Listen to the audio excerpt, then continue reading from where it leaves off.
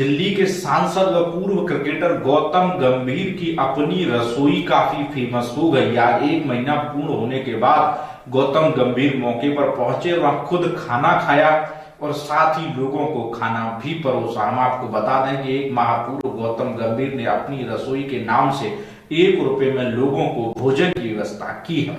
1 रुपए की थाली में भोजन देने वाली रसोई को पूरा 1 महीना हो गया। आज इस दौरान खुद बीजेपी सांसद गौतम गंभीर गांधीनगर पहुंचे। उन्होंने 1 रुपए की थाली का खाना खुद खाया और पत्रकारों से बातचीत में गौतम गंभीर ने बताया, जो मैं खा रहा हूं वही गरीब और भूखे लोग भी खा रहे हैं। हम भेदभाव नहीं करते। इसके साथ ही आने वाले दिनों में दूसरी जन रसोई 11 तारीख को दीनदयाल उपाध्याय के जन्मदिन पर मयूर बिहार जिले में खोली जाएगी, जिसमें रोजाना 400 से ज्यादा गरीब लोग भोजन खाएंगे। मदनगिर ने कहा कि हमारा सौभाग्य है कि हम भूखे लोगों को खाना खिला रहे हैं। उन्होंने कहा, मैं करोड़ों रुपए खर्च नहीं कर सकता, लेकिन इतना तो कर सकता हूं कि गरीब लोग भूखे ना रहे। यह पूछे जाने पर कि या नहीं है संसदीय क्षेत्र में भी इस प्रकार की रसोई खोली जाएगी, गौतम गंभीर ने कहा कि मैं अपने संसदीय क्षेत्र के बारे में बात कर सकता हूं, उनके बारे में नहीं। मैंने मुख्यमंत्री अरविंद केजरीवाल पर निशाना साधते हुए कहा कि मुख्यमंत्री जी की तरह मैं वादे नहीं करता। मुख्यमंत्री जी ने तो 100 रसोइयों का वादा किया था, लेकिन आज तक एक भी पूरा नहीं हुआ।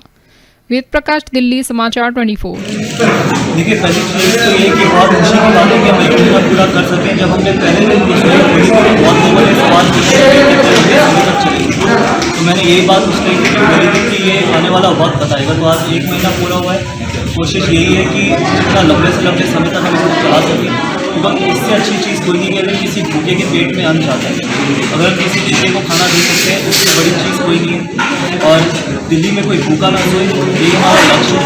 क्योंकि झूठे वायदे करने तो हमारे को आते हैं ना, मुझे आते हैं ना मेरी पार्टी को आते हैं।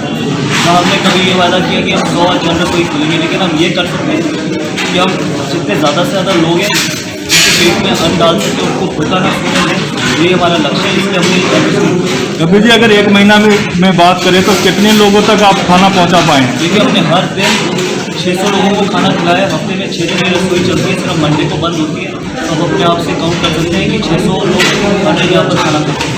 ये अच्छा एक्सपीरियंस आप बता रहे हैं, तो आगे की जो प्लानिंग थी, आगे दूसरी जन रसोई खोलने की, तो क्या कुछ योजना है? हम 11 तारीख को खोले, दीनदयाल उपाध्याय जी का जन्मदिन है। उस दिन हम दूसरे ज़िले में भी जन रसोई खोल रहे हैं। वहाँ पर भी हम 450-500 लोगों को रोज़ खाना खिलाएंगे।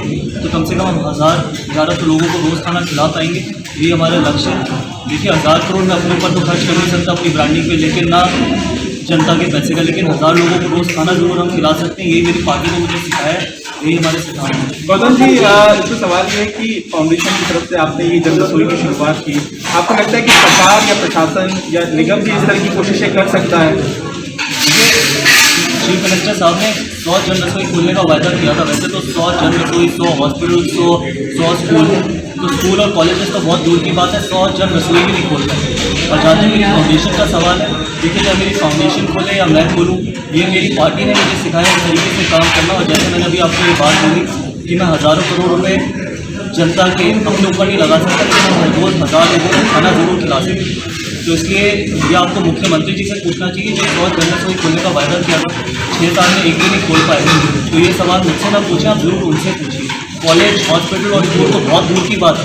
कम से कम भूखों को भूखे पेट में खाना तो डाल सकते हैं, वो इतना तो कर सकते हैं अगर वो अपने आप को दिल्ली का बेटा, दिल्ली का भाई, दिल्ली का लाल करते हैं। और जब वो देखते हैं भूखे लोगों को सोते हुए, तब भी उनका दिल नहीं कांपता, तो कब कांपेगा उनका?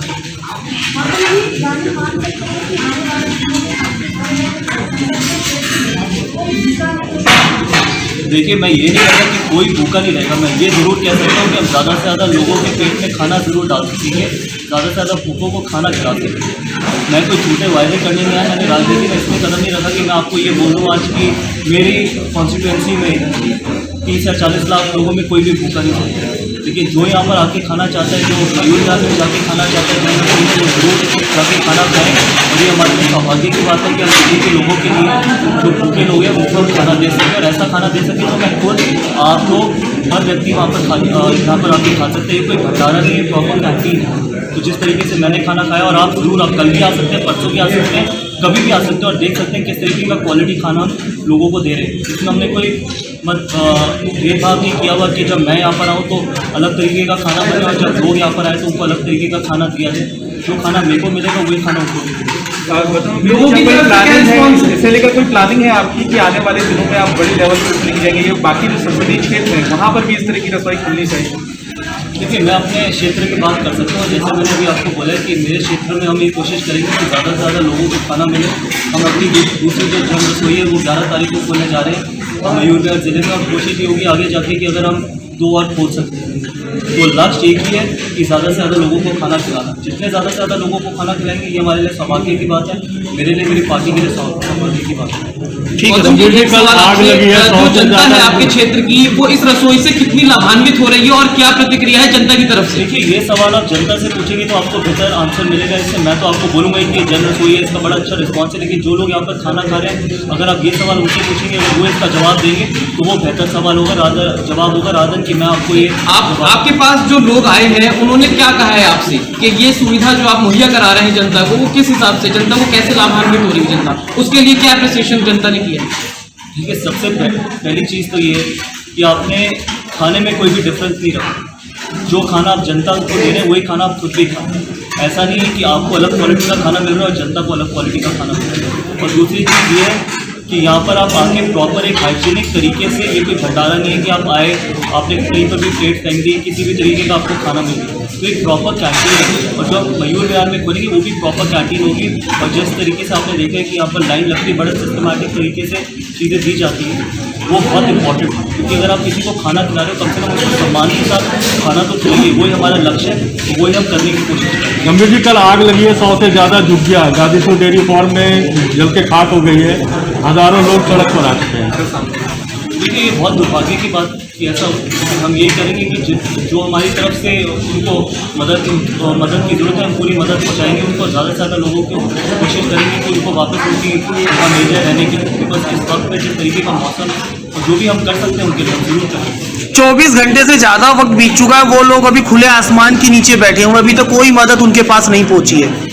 साहब, ये आपको मुख्यमंत्री जी से भी पूछना चाहिए। मुख्यमंत्री जी जो अपने आपको कहते हैं सारे सवाल आप हमसे पूछते हैं, लेकिन जब मुख्यमंत्री जी से पूछने की बारी आती है तो मुख्यमंत्री जी से तो कोई भी सवाल नहीं किसी तरीके का पूछा जाता है। मुख्यमंत्री जी से भी पूछिए ना थोड़े सवाल। उनको भी 6 सालों में मुख्यमंत्री बने, उनको सिर्फ पॉलिटिक्स करनी आती है, झूठे वायदे देने आते हैं, या फिर पोस्टर हटाने आते हैं, या फिर घोटाले करने आते हैं। उन्होंने तो इतनी बड़े बड़े वायदे किए थे कि मैं गरीबों का मसीहा हूँ, मैं गरीबों के लिए दिल्ली का बेटा हूँ, दिल्ली का लाल हूँ। पिछले 6 साल में उन्होंने गरीबों के लिए या दिल्ली के लिए जनता के लिए किया क्या अभी? गौतम जी, एक सवाल और, जो आपका क्षेत्र कड़कड़डूमा के बाहर कई ऐसे लोग देखे हैं जिनके पास घर नहीं है और उनके पास ठंड में वो खुले आसमान के नीचे सोते हैं, तो उसके लिए क्या कुछ आप करने की प्लानिंग कर रहे हैं? क्योंकि जो रैन बसेरे हैं वो पर्याप्त मात्रा में हर जगह नहीं है, जो कि देखा गया है। मुख्यमंत्री जी ने तो ये कहा था कि हर जगह दिल्ली में रहने बसेरे बना दें, तो लोग अभी भी खुले आसमान के नीचे क्यों सोते? देखिए, मेरे पास इतना बजट नहीं है जितना मुख्यमंत्री जी के पास है, और ना मेरे पास इतना बजट है कि मैं हज़ारों करोड़ अपने ऊपर लगा सकूँ। तो मुख्यमंत्री जी को देखना चाहिए। धन्यवाद।